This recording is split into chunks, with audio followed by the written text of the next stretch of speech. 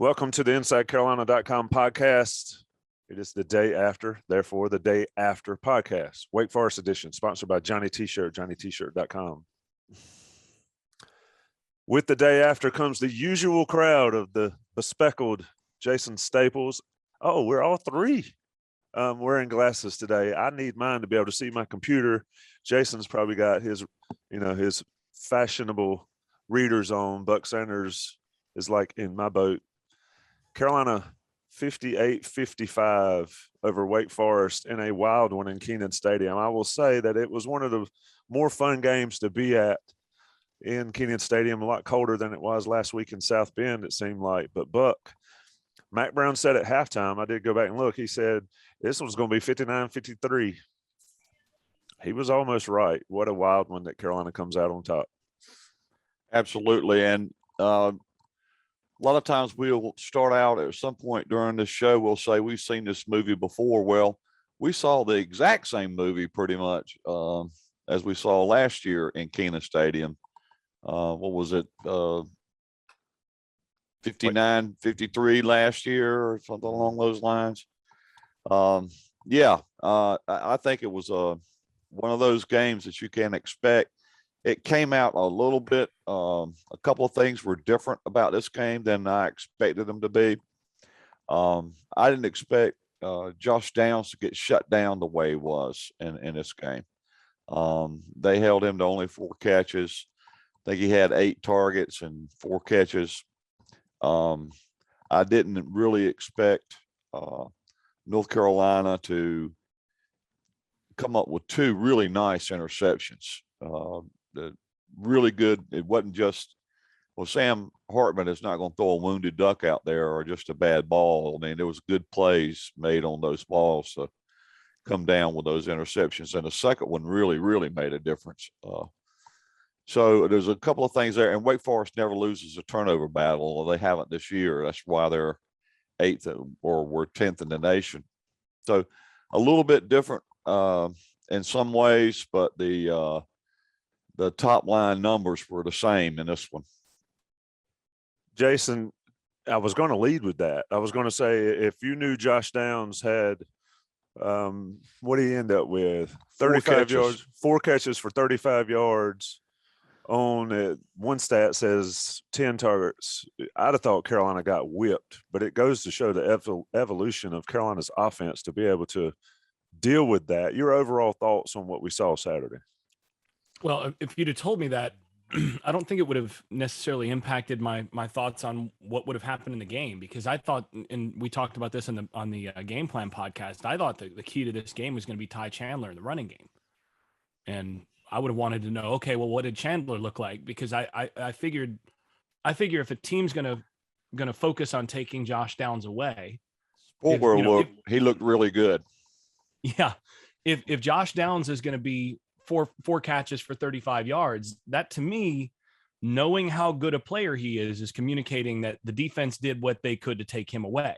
And now I want to know, what was North Carolina able to do to, what was the defense willing to give up in order to take Downs away, and how successful was Carolina there? And, like we talked about earlier in the week, I thought this was a defense that Wake Forest, or in Wake Forest, that North Carolina would be able to run the ball against, and that they had a chance of being able to give up some big plays in the run game, and they did. And it wasn't just, turns out, Ty Chandler. I mean, Sam Howell went over 100 yards again, and Sam Howell turning into Lamar Jackson this year is, I think, the upset of the year in terms of the most surprising development. He's always been a decent runner, but I mean, this is another level. And 330 rushing yards is really where this game offensively was won for North Carolina. Is they basically bullied Wake Forest up front, and they were able with both Chandler and Howell able to make plays once they got past that second level, and that was really where the game was won on that side. And look, if you're able to run for 330 yards, you can survive 35 yards from your top receiver. Indeed. And Chandler went nuts, 213 in the end on 22 carries. Of course, the game sealer run, I was kind of wishing he would sit down at the 1 yard line on that last long run. But it can't blame him for trucking it on in there and getting that last touchdown. The first 4 touchdown running back day since Leon Johnson. That's been a while. It has been a while. You know, I wanted him to sit down for 2 reasons. One is that's the smart play there. Secondly, that would have sealed it, that the score that I ended up going with on the Game Plan podcast would have hit. It would have been the exact score. I know. I had 52-48, and it was 53-48 at that point, I think, or whatever it was, whatever the score was. I was like, sit down.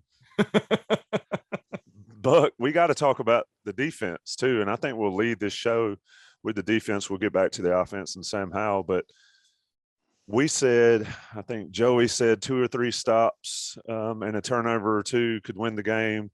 I think if my math is right, Carolina had 6 stops of some form, whether it was a punt, turnover on downs, or an interception.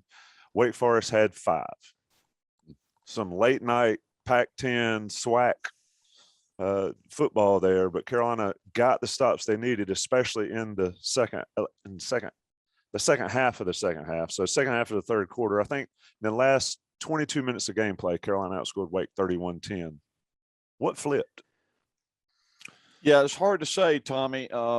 And my official count, and the thing that struck me more than anything was that Wake Forest punted once in each half. They punted twice for the game. We're going to have to come up with if this defense doesn't improve, we're going to have to come up with a new stat, punts per game. And if you get over 5, you can go wild or something. Do we count the turnovers on downs though as better than punts there? Because they did go for it twice on 4th down and not get it. So yeah, you can count those better than punts, and you can count the interceptions better than punts. But they ended more Wake Forest possessions with as many Wake Forest possessions with interceptions and with turnovers on downs as they did punts. So that's pretty good. The 4 that they did create outside of the punts were essentially all turnovers. The turnover on downs, change of possession on downs is the same thing really as the turnover in my book, at least. So what happened? Who knows? And, it's very, for me, frustrating. And I think for a lot of people, because you can see some of the otherworldly talent on the UNC football team on the defensive side. Miles Murphy, Ritzy, Conley, Eccles yesterday got some extended play and looked pretty good. I mean, did he play as well as Gimmel? I don't know. Probably not. I can tell you he played well, but this is an interesting thing to think about. Before Gimmel was ejected, North Carolina was giving up 5.1 yards per play on the game. After that, it got worser, I'm guessing. After Gimmel was ejected, they gave up 7.6 yards per play. Yeah. So you're looking at a delta there of about 33%. They gave up basically 33% more yards per play after Gimmel was on the field. After he was ejected. So Eccles played well for a freshman, but we did get to see a little bit of some of those differences in terms of probably a good bill of that is Gimmel getting the defense in position. Yeah.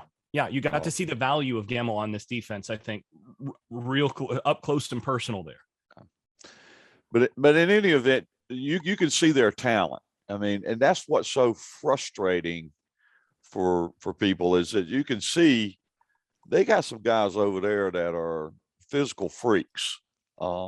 And for them to give up 650 yards and the most points they've ever given up in a loss,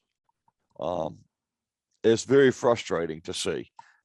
And some of the things, it just hurts my eyes to see that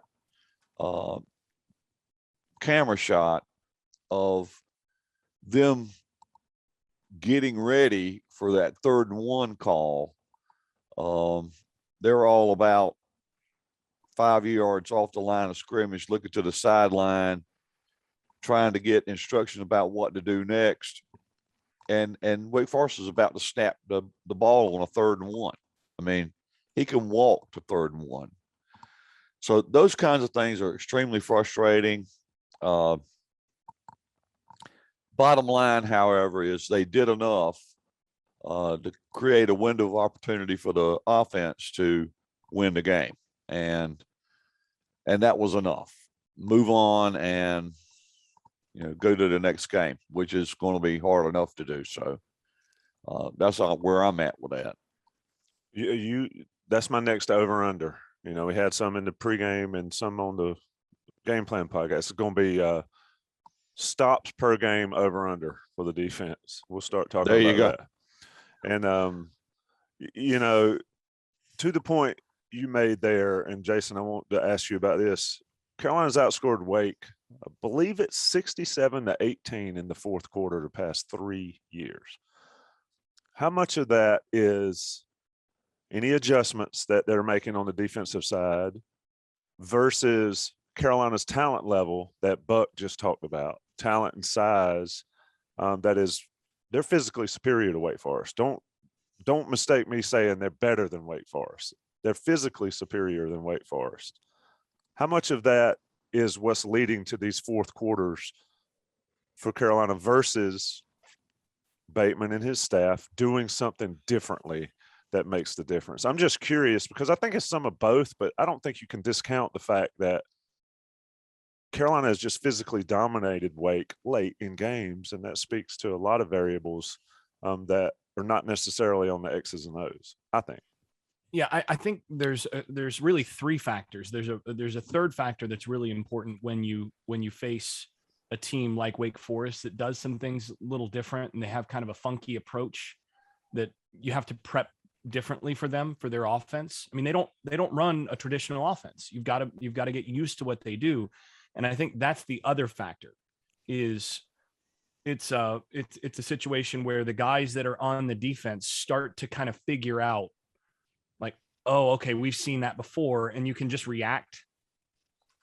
Wake, I don't know if you saw this, Wake in the last, I think it's 4 years, is number 3 in the nation in among teams scoring the first points of the game. Alabama's number 1, Clemson's number 2, and Wake Forest is number 3. So Wake Forest scores first in more games than anybody except for Alabama and Clemson. That's kind of wild, isn't it? I mean, but I think one of the reasons for that is when you first play against Wake Forest, it's sort of like playing, Paul Johnson or some of these old, offenses that not everybody runs. And all of a sudden you get out there in the first quarter, it's just, you're trying to figure out, like you've repped against it, but your scout team can't do it like they do it. Right. And they do it at such a speed, and especially with the tempo that they run it at, all of a sudden you've got just a ton of stuff that you're having to deal with that is just you're unaccustomed to. By the time you get into the fourth quarter, you're sort of on your 5th time through against the same pitcher. The whole lineup has seen the pitcher. They've seen his stuff. This is what the curve looks like. This is where he locates it. And you've seen the stuff, and the pitcher's getting a little bit tired too. And so you combine that with, okay, physical advantage, check. Some adjustments as the staff also gets accustomed to, okay, this is how they're attacking us in this situation. This is what they've done the last couple of times. And you start to narrow that down. And the players now have seen that BP fastball over the inside portion of the plate a couple times, and they didn't get it. They didn't catch it early. And now they're going to turn on it. And I think that's as much a factor as anything defensively, is just letting those guys start to get used to what they're seeing and being able to react instead of thinking. And that talent differential suddenly can manifest because, and this is, again, we've talked about this for some years now. This is why it's harder for young guys. The guy may be physically more talented, but physical talent only can manifest, can only be an advantage once that guy stops thinking and starts reacting. and starts reacting correctly. Well, it's that, I think, process that has been coming out late in games against Wake Forest for North Carolina is just, okay, they've been doing it this way. And you can see it. It's like they did this and there was this much separation or this much space in the first quarter. And then by the third quarter, it starts to narrow. And then by the fourth quarter, you got the defensive back jumping that route because he's seen it 3 times.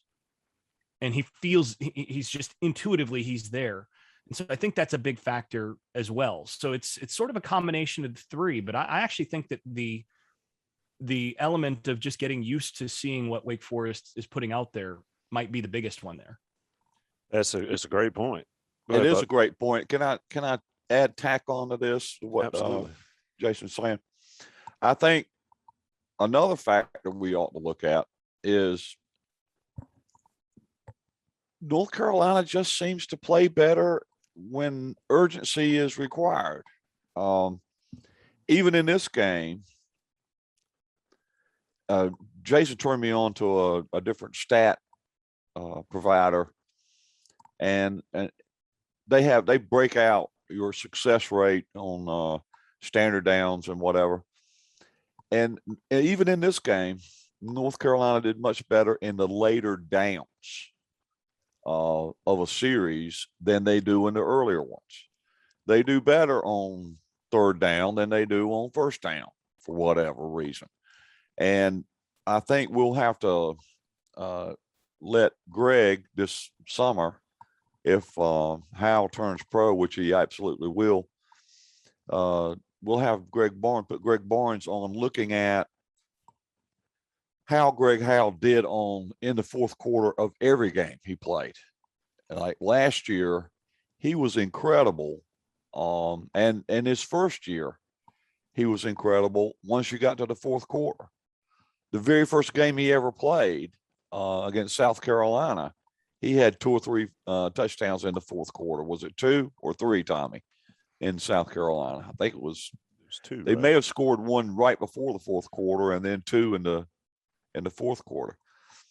I don't know what it is. I think it's probably a lot to do with Sam Howell, but when the rubber meets the road and it's time to really deliver, Sam more often than not did. And that's one of the things that was disappointing this year. We keep talking about disappointments, so that's where we are.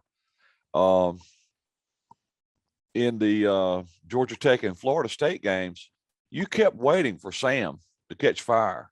He's going to sling one out there and North Carolina's going to catch up here in a little bit. But I think that's also a Sam Howell trait. He just performed better in the fourth quarter and when playing from behind in a lot of instances than he did as playing from ahead.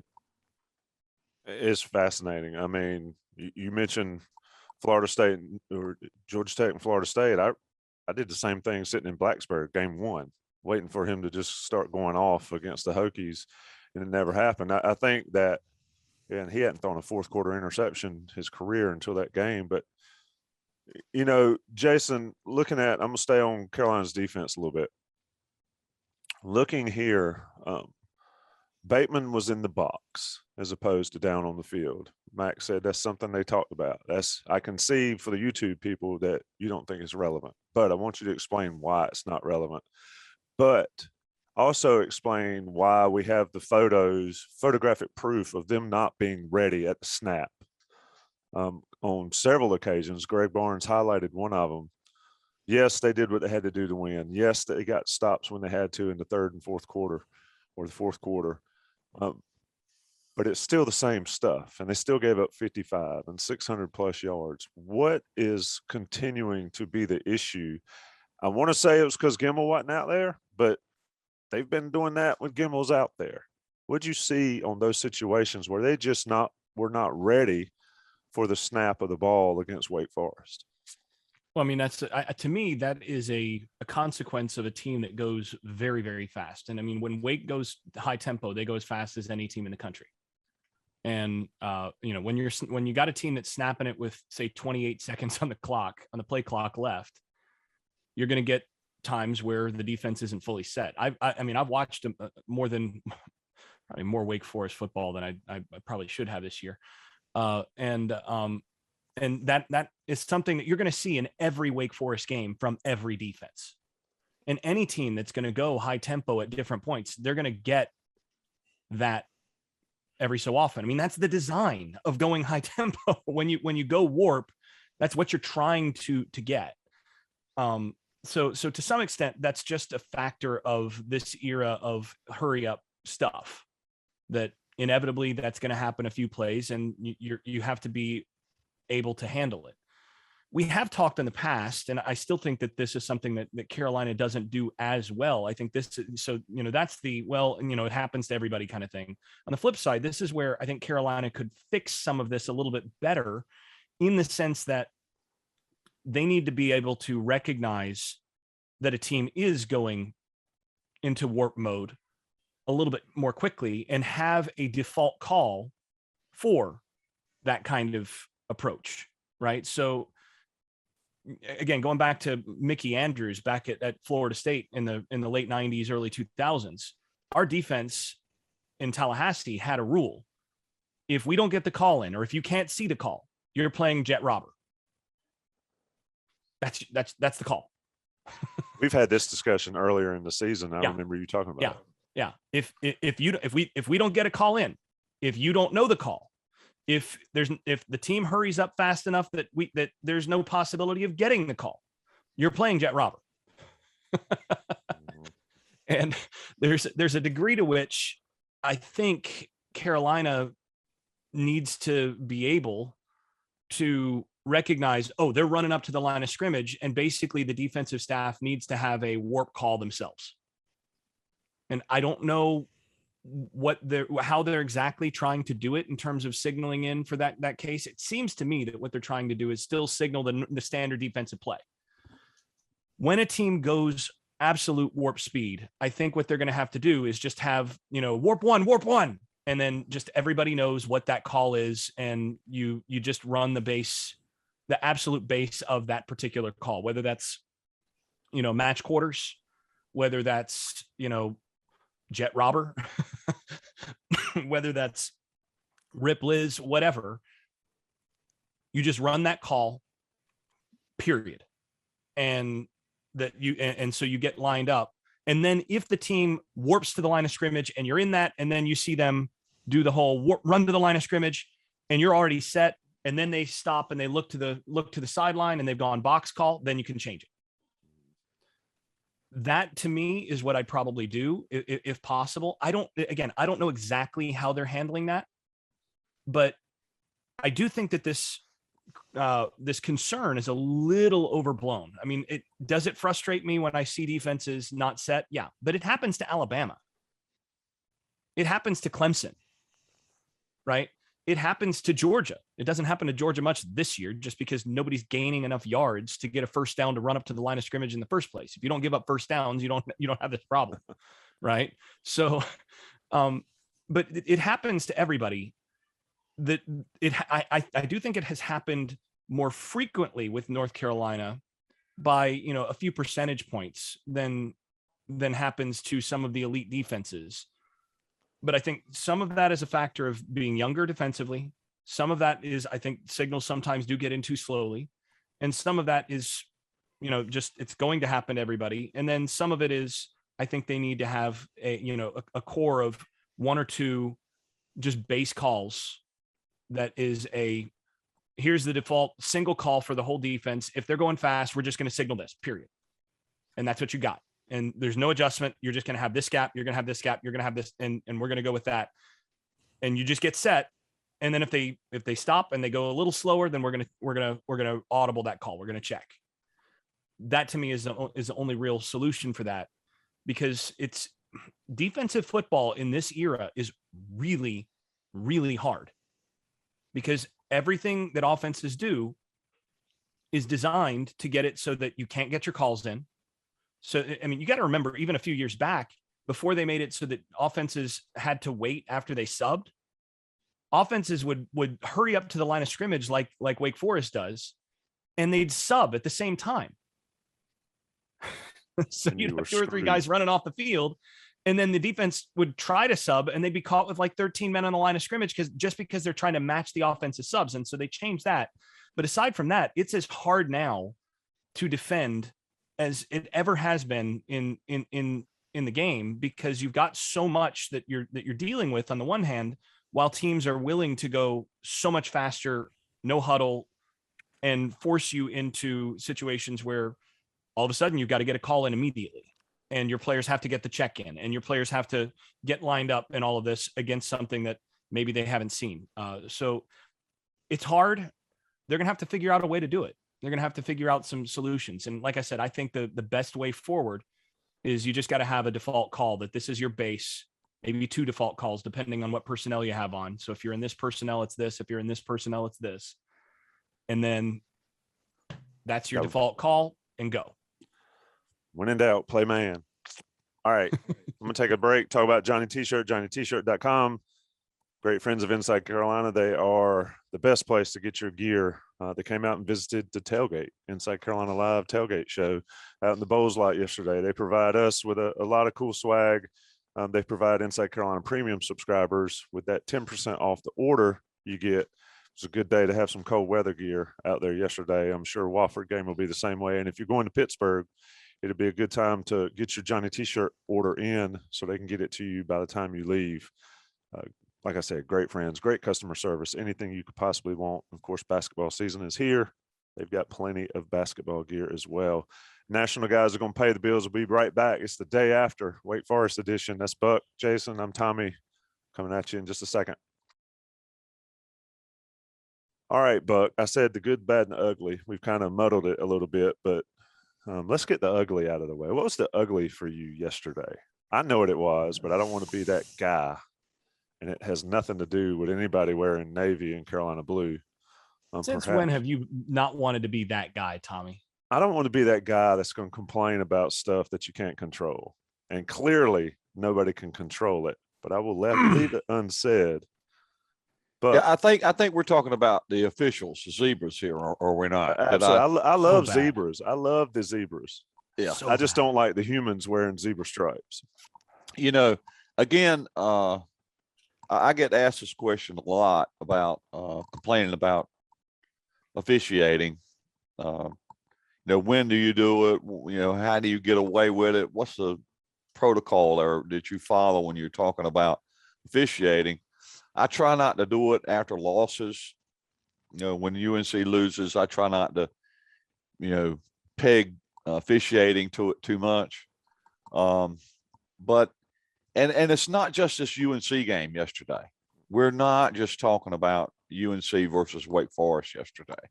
Just as a rule, ACC officiating is the worst I've seen it in a long time. I mean, it's horrendous, and it makes the league look terrible. It does, and it's not just UNC people, Inside Carolina people, complaining about officiating for UNC games. It's I don't know what's changed, what's happened. I know a few years ago they went into some sort of arrangement with a group of 5 conference. It might have been I forget who it was. So that they would exchange crews based on the geographical location of the game or something. But it's bad, and it needs to be addressed. And I mean, some things like even the pure and holy Greg Barnes complained about an officiating call yesterday, the Ty Chandler fumble. Unreal, man. And what did we talked about in the game plan podcast, that they need to, make sure they don't turn it over, hold on to the football, no fumbles or whatever. And literally the first play from scrimmage, you get that. And it's an obvious overturn. They leave it. Yeah. And then the one that I thought was even more egregious than that, to me, just the visual of it, was the Wake nose guard running into Kieran Johnson's knees and going underneath him and submarining him, and they call Q for holding. and that called back a touchdown, did it not? If I, 2-point conversion. 2-point conversion. Yeah. Yeah. It's unreal. What the hell, people? I mean, you can't get that right. I think here's so my view. I don't know how you address it. I don't know. And don't forget the AT the touchdown where AT he's just Perry touchdown where he is arming a guy. fully extended. Like he's got his hand on the shoulder pad of Kelly, Cam'Ron Kelly, who was in chase, holding him at, it's a full stiff arm to be able to catch that. Now look, I'm a former wide receiver. I'm going to tend toward like, all right, good play. Yeah. I also am a former wide receiver coach, right? I coached my guys and I learned you never fully extend your arm because, as soon as you do that, that's going to be You're going to call it every time. Only they're not. Not in this case. He ran 10 yards down the field with his hand on his shoulder pad, made a great one-handed catch, but it only had to be one-handed because he had his hand on the defender. It's like you cannot have a more obvious push off in that case than that. And I watched and I was like, well, maybe the official had a bad angle. And then I watched the replay. Standing right there, literally staring at it. And I'm going, okay, how do you miss that? Yeah. And I get the part where once the game's over with, the league office can't go back and say, wow, we blew that one. We probably cost y'all the game. So sorry, we can't play it over. We can't change the result. You're stuck with it.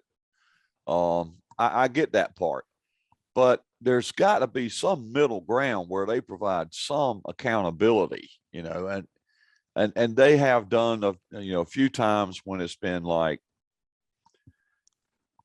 and I can't even hardly imagine it being worse than it was yesterday, but in some cases they have suspended a crew, for a couple of games or what have you. But the league office, if they have done something like that this year, I haven't heard about it. I haven't heard the league office suspending a crew this year for blatantly missing calls. But you can't imagine it being worse than what you saw in the Carolina game last night. You didn't watch the I watched some of the Florida State game. You didn't watch any of the NC State Florida State game then, did you? I watched some of it. Yes, it was worse.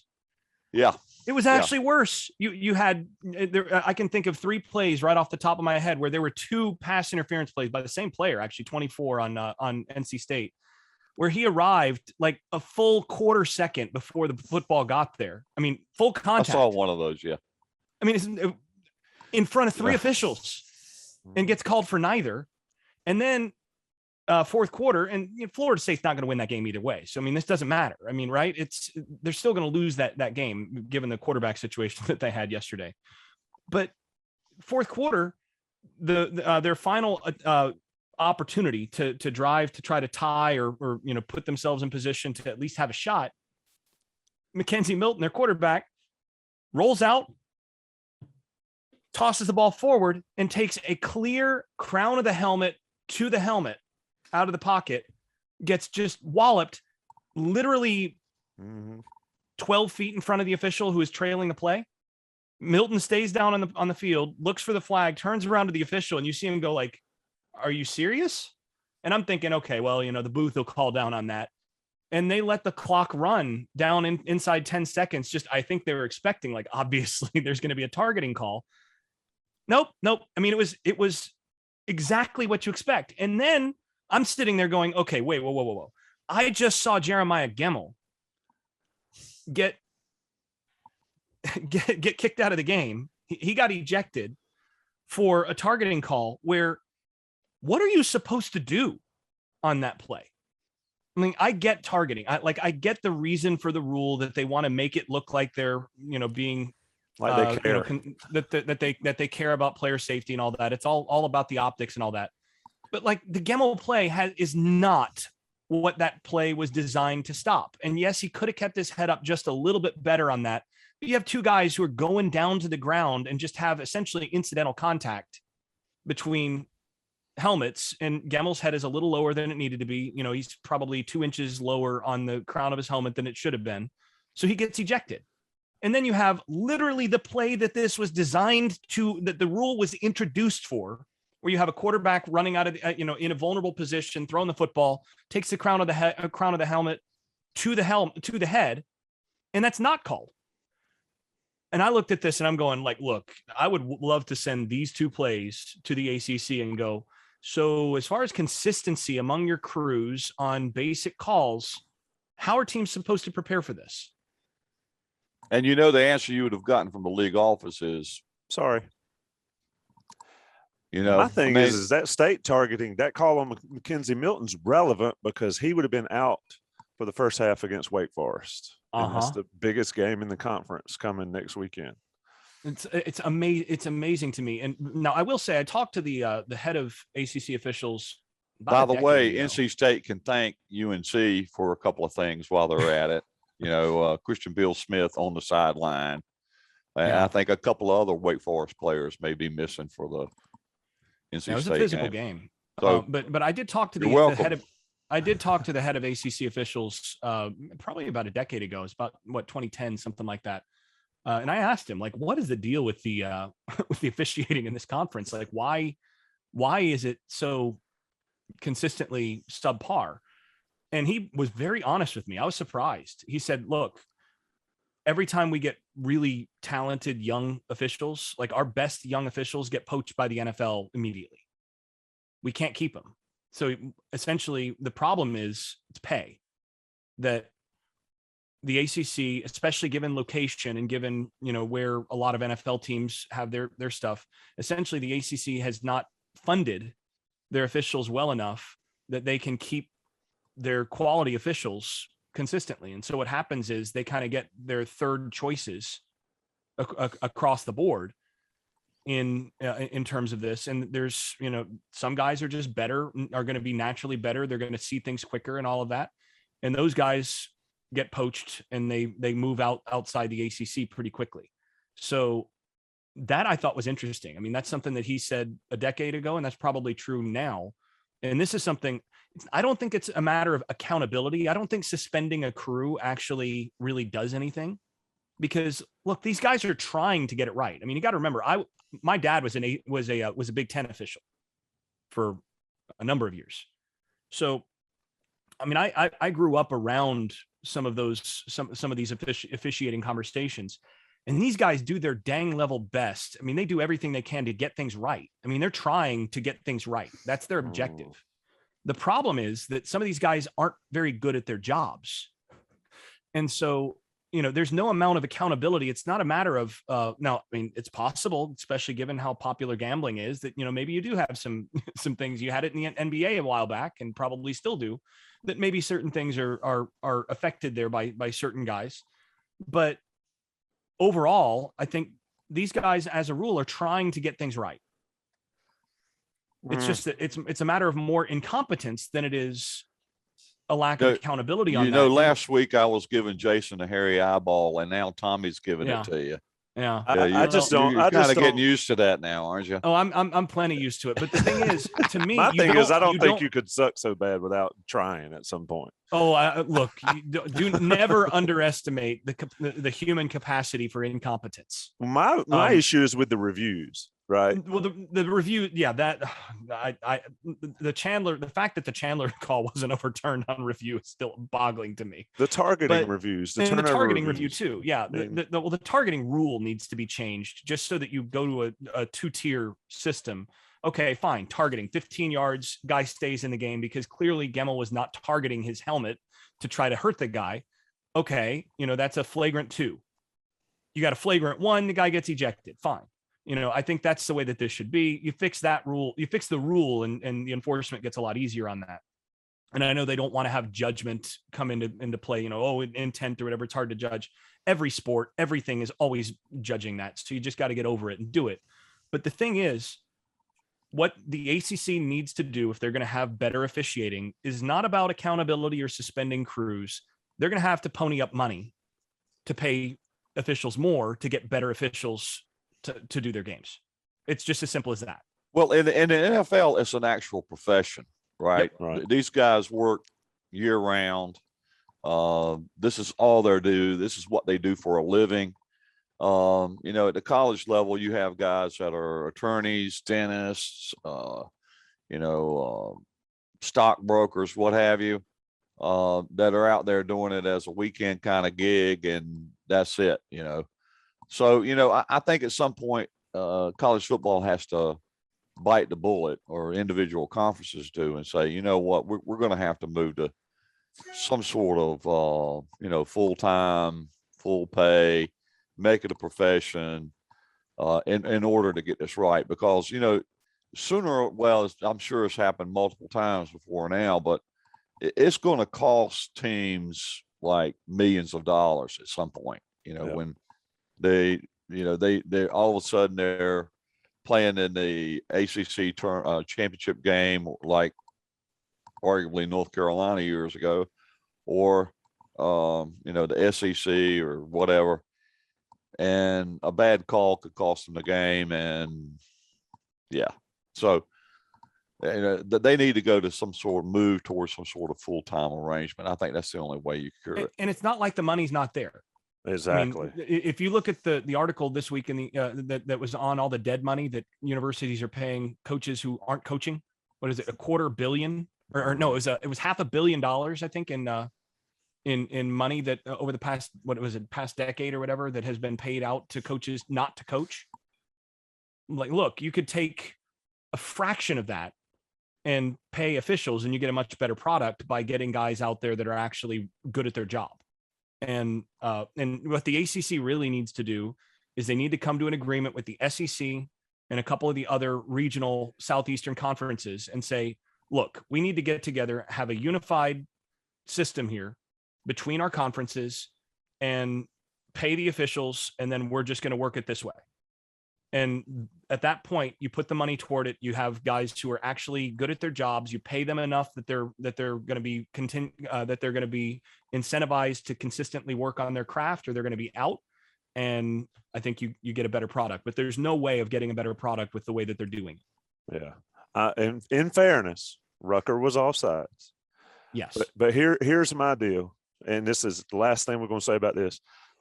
I lost all faith in ACC officials after the 2015 ACC championship game, where I personally showed the screenshot that everybody knows on the onside kick to an official that was in that game. And he said, dude, he's clearly offsides. I said, which one? He was like, that whole side's offsides. I agree with him, actually. I think they were offsides. And the reason I say that, and I know I'm going to get dragged for this. I got dragged for it then. Jason at InsideCarolina.com, not Tommy at InsideCarolina.com. Yeah. I went back and I looked at that, because you have to account for the difference in angle with where the camera is, because it's not straight down the line. As soon as you actually do that, and there's ways to do that with geometry, looking at that, there's about 4 guys that are offsides there. And it's just the way that it is. And I can show you the image that once you actually make the image correction for the angle where that comes out, it was that. There are hundreds of egregious calls that you can go to lose your faith in ACC officiating. As close as that one was, I actually don't think that one was one of them. But fair enough. Again, I'll get dragged on this again. I got dragged on it in 2015, even though I provided the photo evidence, and it is what it is. But I said I lost the faith. That's when I became the guy that bitched about the officials. Excuse the language. Let's turn to wrapping up this show, since it is the Inside Carolina podcast and not the ACC referees are terrible podcast. That could be every podcast. Yeah, really. But looking at the outcome of this game, Carolina's virtually assured themselves of being bowl eligible. What are your expectations, A, going into Thursday, and B, for the rest of this season for this team? I think we've clearly seen that this is a team that can be good and can win. Sometimes those are mutually exclusive. But where do you see the program right now going into Pittsburgh on Thursday night? And looking down the road against Wofford and NC State, what are your expectations here? Well, let's take Wofford off the table. North Carolina's going to beat them, right? I mean, that's just the way that's going to go. The only question there is how much do they leave Sam Howell in so that he can put the total offense record so far out of reach that nobody will ever be able to get close to it. But Pitt, that game, North Carolina's going to have to defeat like 5 or 6 of its tendencies to win that game. They haven't played well on the road this year at all. It's a they're having to fight nighttime at Pitt, which they used to. They never lost at Pitt, but recently they've the couple of times they've lost there. They're playing on a short week. I think this is kind of a trap game. They haven't beaten 2 Power 5 teams back to back. I think Moses was in short pants. And so it's just they've got everything working against them in this game coming up against Pitt. Kenny Pickett is still getting some discussion about the Heisman Trophy. He's having a great year, no question. North Carolina's pass defense, if anything, is just as bad or worse than a run defense. In fact, Hartman they got way more yards through the air than they did on the ground. The good news is they've got Storm Duck back, who, we talk about this all the time. One player doesn't really make much difference, but I thought Storm made a lot of difference. And when he was in, I don't think they'd have won the game without Storm Duck. Yeah. So, he makes a big difference. And that was his first game really playing in like almost 2 years. So that's a help. But, I picked Pitt to beat UNC when we were doing our prediction show, which that's not evidence of anything because we were all 100% wrong about everything there. But let's face it, we're in good company. I mean, this past weekend, 8 top 10 or top 25 teams lost, and they'd already set a record for the most ranked teams to lose in a season like 3 weeks ago. So nobody has been able to figure out anything about college football this year. So if you're asking me how they're going to do against Pitt, anybody's guess is likely to be as accurate as mine. NC State, it's so hard to say. I'd favor Carolina with Storm Duck over that NC State team. I got to watch them both real close yesterday. I would favor Carolina. I watched them both. I watched them both too. And the thing about NC State is, as crazy as it is to think this, they just don't have a running game hardly at all. Their running game is really weak. And now I know North Carolina's run defense is really weak. But if you're going to match North Carolina up against a team and try to match them against a team where their weaknesses match up pretty well with the other team's weaknesses, you would probably pick NC State. I mean, that game could go either way. Obviously that defense is missing Peyton Wilson, and they're missing Isaiah Moore, who may have been even a better player than Peyton Wilson. So they're not as stout defensively as they were at the start of the year. We'll see. But no, it's predicting anything at this point in the year by anybody. It takes somebody a whole lot crazier than I am to get on that limb. Hey, I picked them winning out in August. I'm not going to back off that great prediction. Jason, close the show. How important was this win? I don't care how they got it. They got it. How important was it for Mack Brown, his staff, and these players? Well, what's Mac Brown's record against in-state opponents? It's like he's 23 out of the last 24 against in-state opponents, and you go back to Mac 1. I mean, gosh, it's ridiculous. I'd take that percentage if I were a betting man. Yeah, and how is this program? How is the Carolina program going to continue to advance in terms of moving towards the goals that everybody around North Carolina wants? You have to dominate in-state, and you have to dominate in-state recruiting first. Well, you beat Wake Forest, you beat Duke, you beat NC State, and you take care of that business in state, and you basically continue to build that this is the flagship program in the state. And that goes a long way towards doing that. This is a very important win for that. It does not help you when you start the season in the top 10, you drop out, and then Wake Forest just up the road is going, guys, you want a good education, you can come here too. And, we're actually in the top. No, North Carolina came in and spoiled that, and still has the brand and other things that they can offer to some of these guys on the recruiting trail. I think that matters a lot. I think it also matters that you've pretty much, as Buck said, you've pretty much guaranteed yourself bowl eligibility, which is 12 more practices that are really important for a young team. So I think that's all very important. The other thing, though, is, I wanted actually to talk a little bit more about Storm Duck on this podcast, because I thought his addition to the secondary radically changed the defense. And yeah, I look at it, okay, fine. Wake Forest still scored 55 points, and you go, well, some radical change, right? But he didn't play the whole game, first of all. They're still, he's still edging back a little bit, but he looked like the old Storm Duck. He looked like the guy that I'd expected to see all year.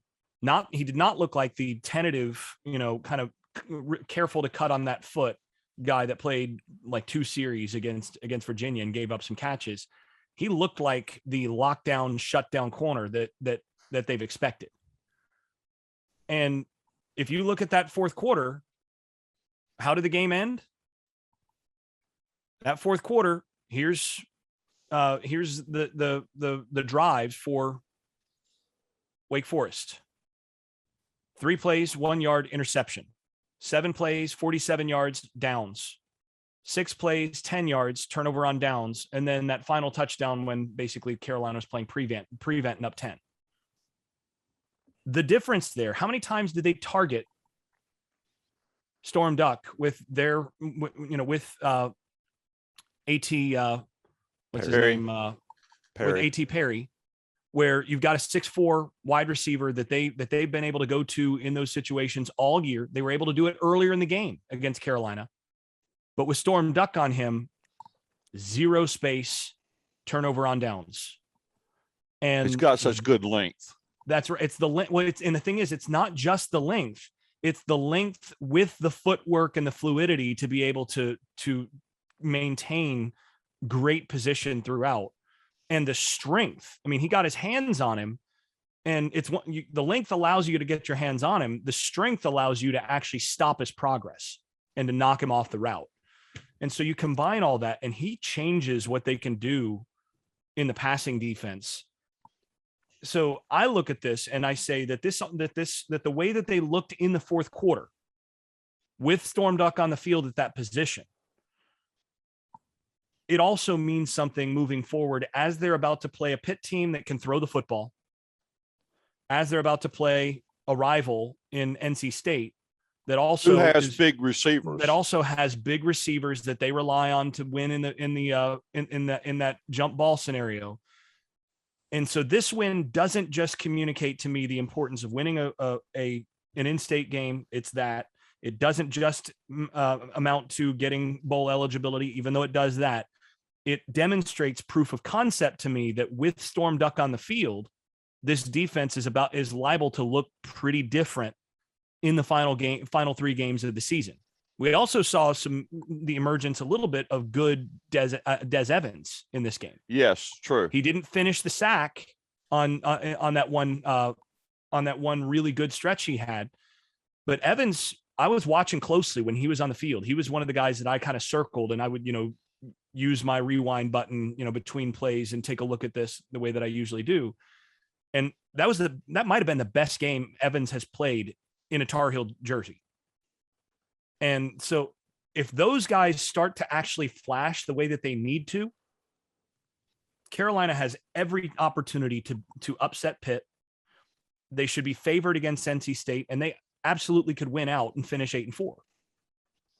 So that's the other significance of this game is you escaped, you won, big important game in state, but you also got some real confidence on the defensive side from some guys that need to be there for this team to be what it hopes to be defensively. And yeah, it's 8-10 games, 8-10 weeks after you'd hoped that would happen. But and I know it sounds crazy after giving up 55 points that I saw real signs of progress and life from the defense, particularly in the second half, from some of the players and personnel that you really need to see take a step forward in order for the defense to be what they should be. I think that's where a lot more of the significance of this result comes out. They can gain some real confidence from this and help put their personnel in position, put some of the personnel they want to be out there in the position to potentially win the final 3 games. Yep. I'm glad you brought that up. Also, shout out Ty Chandler. Great game on the ground for Carolina. And we should talk briefly, if nothing else, about Jason's favorite wide receiver, Antoine Greene. I mean, he stepped up pretty well for North Carolina and when they did such a good job on downs. So and he delivered. Howell has clearly started looking for him. This was what this was my big complaint early in the year, as you recall, is that, look, the guy's open and he catches it when you throw it to him on a consistent basis. At a certain point, you got to start actually giving that guy opportunities. And he's been given those opportunities the last couple of weeks and has actually stepped forward and made those plays. So, and again, that's a guy that if given his talent level, that's a guy who, if he is playing to that talent level, changes the game for you offensively, because now you can't just bracket Josh Downs.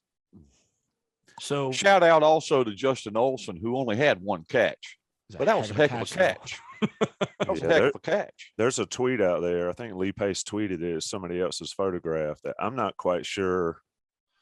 You talking about a glitch in the matrix of how that ball got to him, but also how he was able to catch it.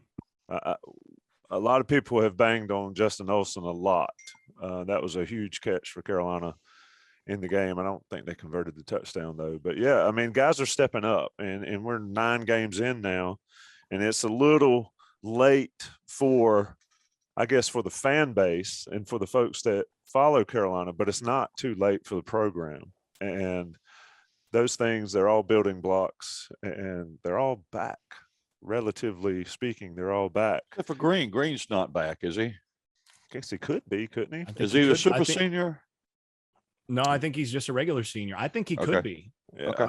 And so you got a lot of growth that happens sometimes late in the season. Sometimes in November it happens. And Carolina's got the short week going to Pitt. It's a game I think they could win. They're going to have to. It's going to be the same type situation. You're going to have to get stops, whether they're punts or turnover on downs or straight turnovers, interceptions, recover a fumble once in a while. But there is hope. Jason Staples providing the hope. Buck Sanders providing the realism and the optimism all together. And I'm just driving the car on Sunday morning. Spend the day after podcast, Wake Forest edition. Carolina gets the win, virtually assures those extra practices and that bowl eligibility. Now we'll just see how far up the bowl ladder they can get with the remaining 3 games against Pitt, Wofford, and NC State. Gentlemen, it's always a pleasure.